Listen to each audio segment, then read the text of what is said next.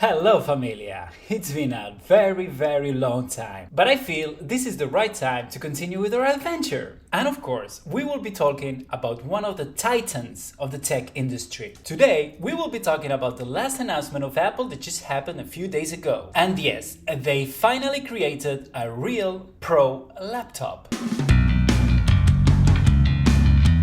Apple just presented to the world the new MacBook Pro. Now we have one with a 14-inch screen and another one with a 16-inch display. And of course, a lot of ports. And not one, but two super powerful in-house made chips. The M1 Pro chip and the M1 Max chip.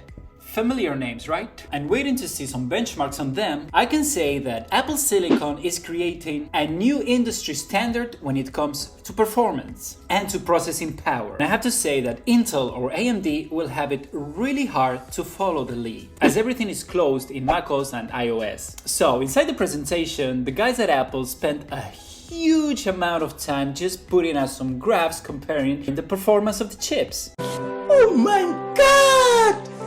Wow! But let's go step by step. When it comes to the design of the laptop, I have a bittersweet feeling. Don't take me wrong, I love the ports and I really envy not having them in my own laptop. But I don't like the notch. I am totally against notches. I know they're necessary for Face ID to work, as it needs many sensors to operate. And I choose Face ID over Touch ID all the times. But these MacBook Pros do not have Face ID technology, they only have a webcam. So why would they do that? Why would they put a notch to just sit the webcam inside? To me, I would say that this is clearly a move to put the notch as a flagship for Apple devices. No!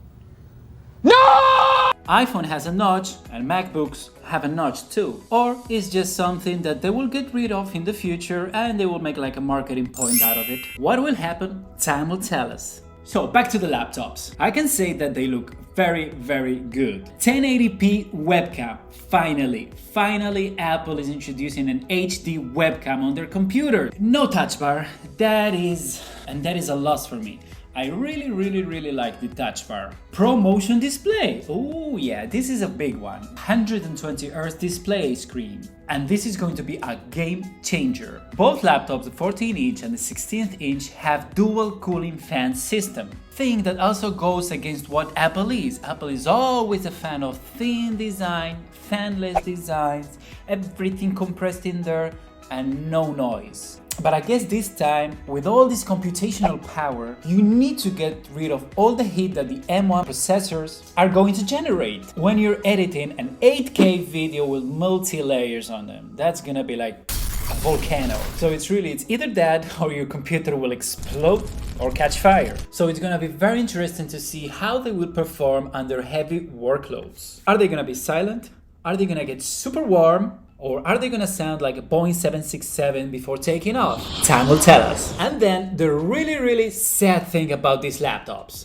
The price. Apple placed these laptops as premium ones with a starting price of $2,000 before tax. That means that you need to add the tax. So depending where do you live in the world, you will end up paying around $2,300 up to $3,000 for the entry-level laptop. This is definitely not a cheap machine, and it's not a machine for everyone. Let's make that very clear. In my opinion, you should buy this machine only if your own laptop will pay itself, thanks to mostly what do you do for a living. So if you're a coder, a designer, a music producer, a video producer, then yes, absolutely, you can invest in this machine because your investment will make total sense. You will work faster and you will work better and you will be portable, as these new laptops bring the power of a full desktop PC to your lap.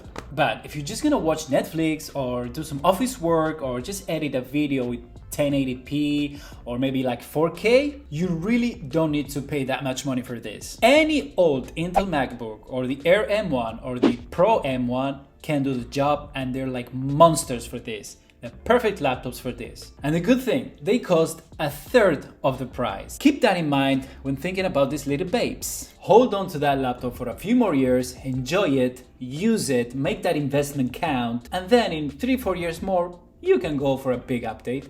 And yes, the technology that we're gonna have in 3 or 4 years is gonna be like mind-blowing. And that was it for today. Hope you enjoyed the video. Leave a comment here at the bottom, share what you think with me, and see you in the next one. Ciao, ciao!